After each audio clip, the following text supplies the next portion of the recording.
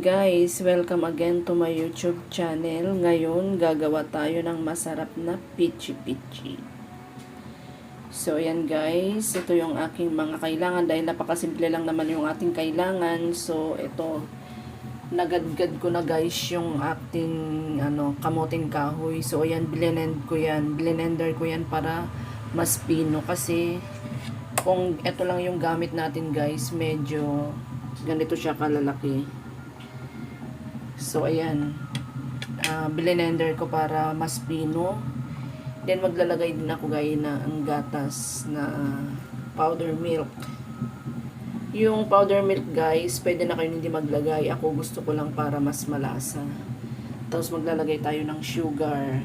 So, isa't kalahati ang ilalagay natin guys. Tapos, maglalagay tayo ng lehiya. Pangpakunat. Ayan.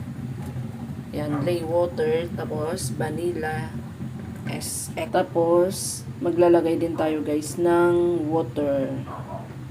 So, ayan guys. So, unahin natin to, tunawin natin tong sugar para mas mabilis natin ihalo dito sa ating gagawing pichi-pichi. Siyempre, ang pang toppings natin guys, ang cheese. Ayan, ginadgad ko na yan guys. So, yung guys, yung sukat ng aking kamuting kahoy, 4 na cup. 4 na cup yan guys. 2 kilo yan guys eh.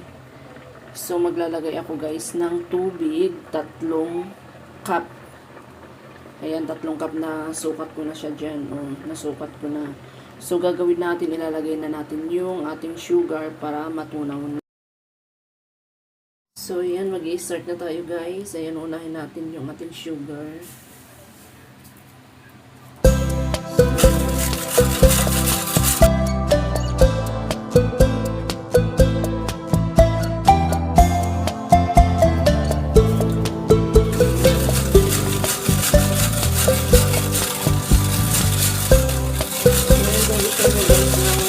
Matamis. Hindi kayo mag-ano ng sugar pa.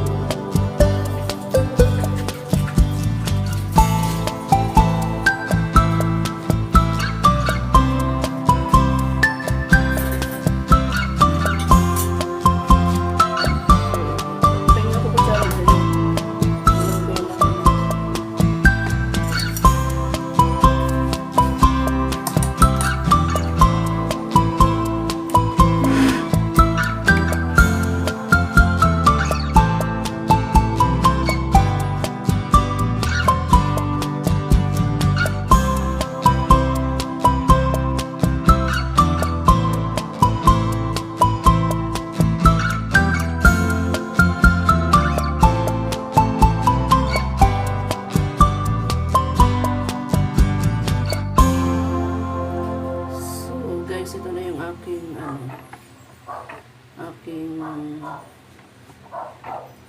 kamuting kahoy. So yan, ganyan guys yung magiging texture niya pag pag na-blend. Ayan, pinong-pino siya. Ayan. So, tanggalin ko yung mga ano.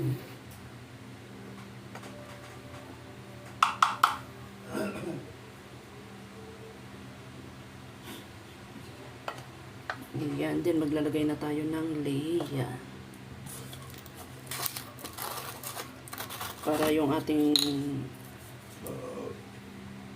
medyo makunat. Ayan. Ilagay tayo ng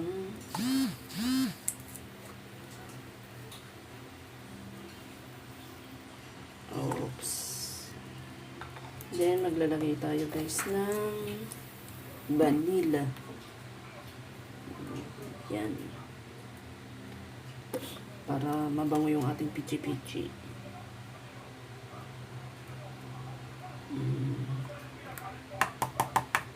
Bango. Yan. Tapos haluin na natin guys.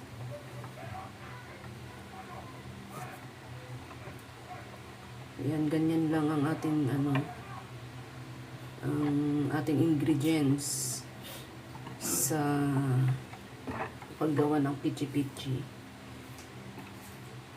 Pwede to pang negosyo guys. Nakabili ako ng may lugar guys na mahal ang ang kamuting kahoy kasi sa Taytay. Nakabili kami sa Taytay.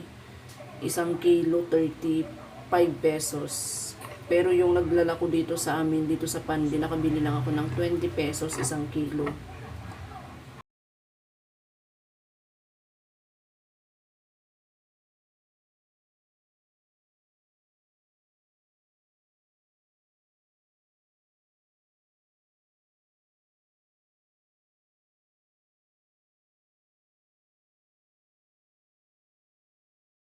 Medium. So, yun o. Ngayon, bago natin ilalagay yung ating gagawing pichi-pichi, lalagyan natin ng oil, mantika. Yan. Ayusin natin paglagay guys, para pag tinanggal natin yung pichi-pichi mamaya, madali lang. Hindi siya kakapit.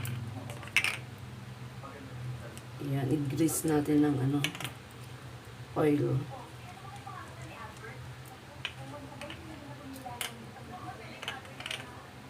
Ayun, hanggang sa matapos.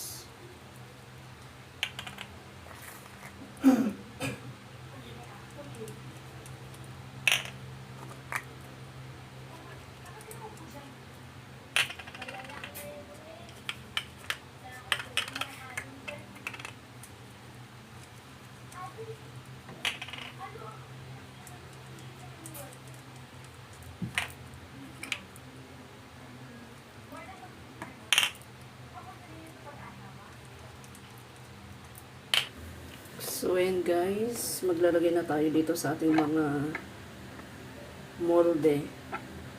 Yung lagyan ko ng mantika. So, ayan guys, maglalagay na tayo.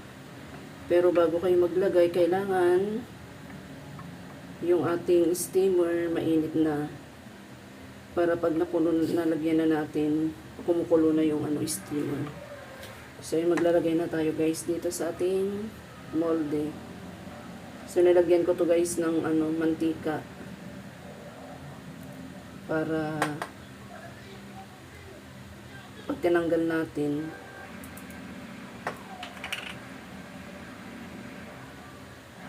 hindi siya kakapit.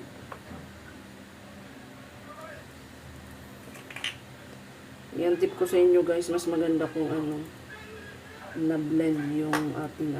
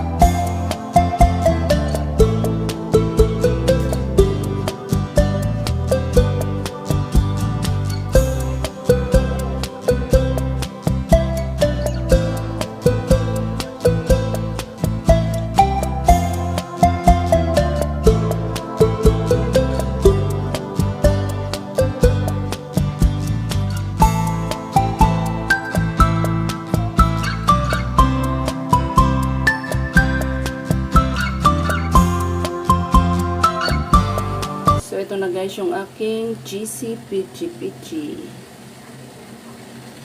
Ayan. Ayan, meron na naman akong natuklasan na ibang pang pagkakakitaan guys. So yan, pichi pichi. Ayan o, ang dami ng cheese. Yan, thank you so much guys for watching my YouTube channel again. Ayan, wag po kayong magsawang sumuporta sa aking YouTube channel at ini-invite ko kayo ulit guys. Pag hindi pa kayo nakaka-subscribe sa aking YouTube channel, 2024 na guys. Ayan, mag-subscribe na po kayo. Ang aking pichi pichi. Yan, thank you so much guys. Bye. God bless po. Next vlog ko po ulit.